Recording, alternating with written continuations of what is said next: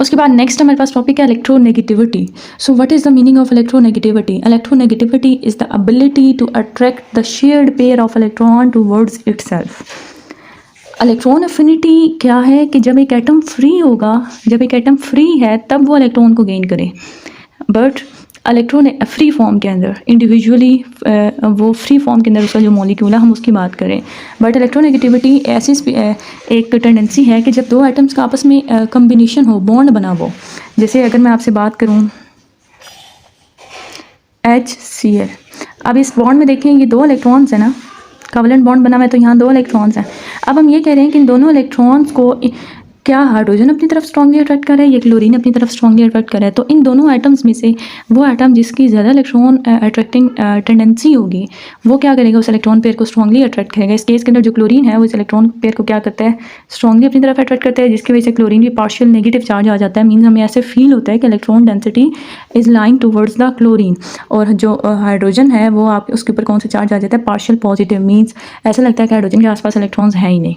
तो ये आपके पास क्या आ रही है, this one is the ability of a species to attract the shared pair of electron in a molecule. ठीक है. अब इसको इलेक्ट्रॉन अफिनिटी को कैसे जो है वो डिटर्मिन किया गया. स्टार्ट के अंदर डिफरेंट मेथड्स प्रपोज किए गए कि हम किसी भी मॉलिक्यूल, किसी भी कंपाउंड के अंदर इलेक्ट्रॉन अफिनिटी को कैसे कैलकुलेट कर सकते हैं. तो इसमें जो सबसे इंपॉर्टेंट है, लिनेस पाउलिंग हमारे पास एक साइंटिस्ट था जिसने प्रपोज किया इलेक्ट्रॉन अफिनिटी को कैलकुलेट करने का मेथड. और उसका उसने जो वैल्यूज़ कैलकुलेट की वो डायमेंशन लेस है. मीन्स उनका कोई यूनिट नहीं है. इससे पहले हमने पढ़ा ना इलेक्ट्रॉन अफिनिटी आयनाइजेशन एनर्जी, उनको हमने पढ़ा किलो जूल्स पर मोल इन यूनिट्स के अंदर. लेकिन आपके पास जो इलेक्ट्रोनेगेटिविटी है उसका कोई यूनिट नहीं है. Value range from the less than 1.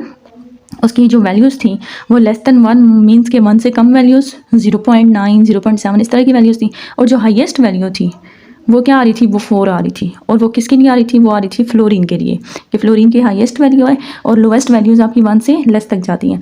तो उसकी अगर हम पॉलिंग स्केल की थोड़ी सी इंटरप्रिटेशंस की बात करें तो जो हायर वैल्यू का मतलब है ऐसी स्पीशीज़ जिनकी वैल्यू ज़्यादा है, इट मीन्स उनकी बॉन्डिंग इलेक्ट्रॉन्स के ऊपर अट्रैक्शन या पुल ज़्यादा है. और ऐसी स्पीशीज़ जिनकी वैल्यूज़ कम है उनका बॉन्डिंग इलेक्ट्रॉन्स के ऊपर जो पुल है वो वीक है. तो लाइक अगर हम देखें एक्सट्रीम केसेस की बात करें तो पीरियोडिक टेबल के अंदर जो फ्लोरीन था उसकी वैल्यू सबसे ज़्यादा थी. वो कितनी थी, 4.0 हाईएस्ट वैल्यू. एंड अगर हम बात करें लोएस्ट वैल्यू की तो अल्कली मेटल्स में बॉटम के अंदर है सीजियम, उसकी वैल्यू क्या आ रही थी, सबसे कम. और सबसे कम वैल्यू अप्रॉक्सीमेटली थी 0.7 जो उसकी कैलकुलेशन के अकॉर्डिंग थी. ठीक है. तो और बाकी जो सारे एलिमेंट्स हैं उनकी वैल्यूज़ इनके दरमियान में आ रही हैं. ठीक है. हाईएस्ट है for fluorine and lowest is for the caesium. अब उसके बाद आपको गिवन है कि लिनेस पाउलिंग के फर्दर और कंट्रीब्यूशन क्या है. Is the only person to have received the 2 unshared Nobel prizes, 1 for the chemistry 1954 for his work in the nature of the chemical bond, chemical bonding की इसने बात की.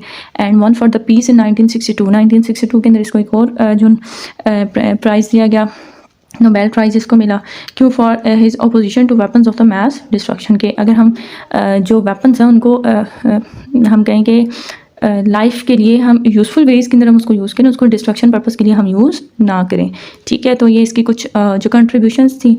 अभी हम नेक्स्ट देखते हैं सेम कि इलेक्ट्रोनेगेटिविटी को कौन कौन से फैक्टर्स अफेक्ट कर रहे होते हैं और पीरियोडिक टेबल के अंदर इसका बिहेवियर क्या है. अच्छा, factors affecting the electron affinity. Number 1 is the atomic size. अब एटॉमिक साइज़ देखें. अब यहाँ बात वही है, what is the meaning of electron affinity, to attract the share pair of electron. The species which will be having the larger size, here nuclear attraction will be less on the outer electron, so nucleus will be unable to attract those shared pair of electrons towards itself. But in case of the smaller atoms, nucleus can easily attract a shared pair of electron towards itself due to its larger attraction, due to its higher attraction. ठीक है. ये reason हम mostly discuss कर चुके हैं. तो आपको क्या कह रहे हैं, जो लार्जर एटम्स हैं उनकी लो इलेक्ट्रोनेगेटिविटी है. रीज़न इज़ कि electrons are the farther from the nucleus.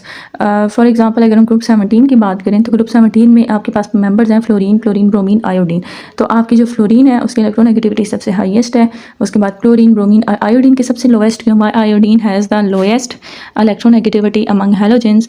Reason is that iodine is having the larger size, its nucleus is unable to attract the shared pair of electron towards itself due to its less attraction on the outer electrons. ठीक है. Second case is the effective nuclear charge. Effective nuclear charge is the effective pull of the nucleus.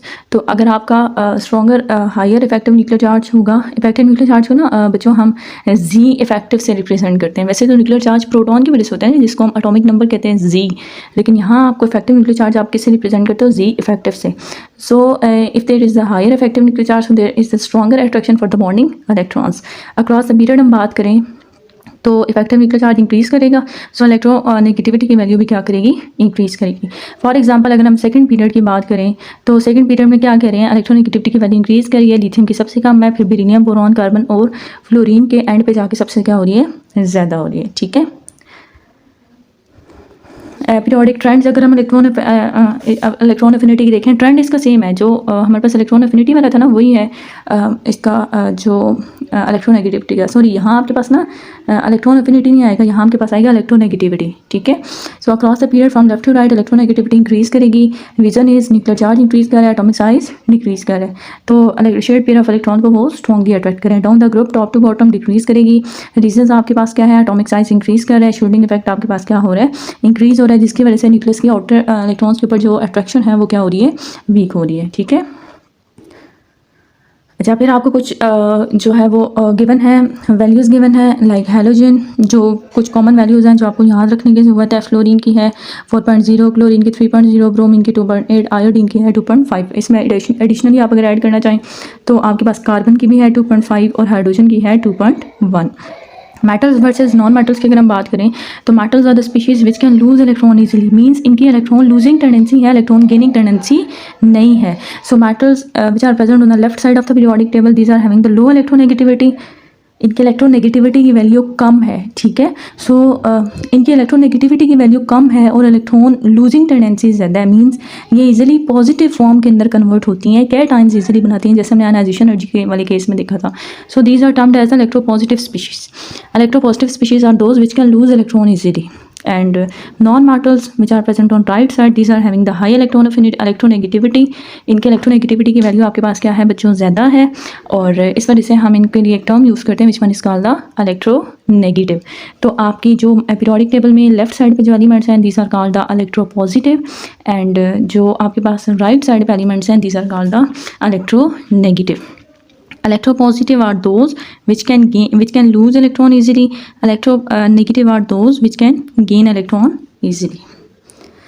तो यहाँ तक था आपका electron affinity का trend. आपने book से भी, ये सारी हेडिंग्स का पर्पज़ यही है बच्चों कि आपने बुक से भी ये इन सारे जो पॉइंट्स इनको साथ साथ मार्क कर लेना। अभी हमने इसको थोड़ा क्विकली इस वजह से डिस्कस किया है क्योंकि ये सारे फैक्टर्स हमने ऑलरेडी बार बार इन पे बात की हुई है जब हमने एटॉमिक रेडियस या आयनाइजेशन एनर्जी की बात की। ठीक है, यहाँ तक क्लियर है सबको?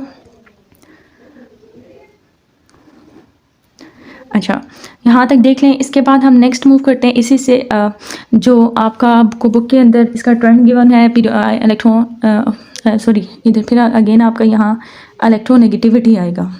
ठीक है, ये जो बट ट्रेंड आपको गिवन है ना, ये इलेक्ट्रोनेगेटिविटी की बात है, इलेक्ट्रॉन एफिनिटी की बात नहीं है। ठीक है, अब आपको क्या गिवन है, वही ट्रेंड जो भी हमने डिस्कस किया कि अक्रॉस द पीरियड आपका जो इलेक्ट्रोनेगेटिविटी है वो इंक्रीज़ कर रही है, एंड अक्रॉस द ग्रुप ऊपर से नीचे डिक्रीज़ कर रही है और नीचे से ऊपर क्या करी है, इंक्रीज़ करी है। तो आपको ये जो एरो साइड है ना, एरो साइड इंक्रीज़ को शो कर रहा है, तो मीन्स नीचे से ऊपर इंक्रीज़ करी है और from left to right it is also increasing. तो ये कुछ एलिमेंट्स हैं जिनके आपको वैल्यूज़ गिवन है, जैसे कार्बन, नाइट्रोजन, ऑक्सीजन। तो ये वैल्यूज़ को थोड़ा थोड़ा करके रोज़ाना आप 2-2, 3-3 भी याद करोगे तो आपके माइंड में रह जाएंगी। ठीक है, और क्योंकि ये वैल्यूज़ हमें काफ़ी हेल्प करती हैं, नेक्स्ट जब हम बॉन्डिंग वाले चैप्टर के अंदर जाएंगे तो हमें बॉन्डिंग की टाइप को, बॉन्डिंग की नेचर को डिटर्मिन करने में काफ़ी रोल प्ले करती हैं। तो ये सिंगल नंबर्स होते हैं, इनको याद करना आपके लिए काफ़ी ईजी होता है।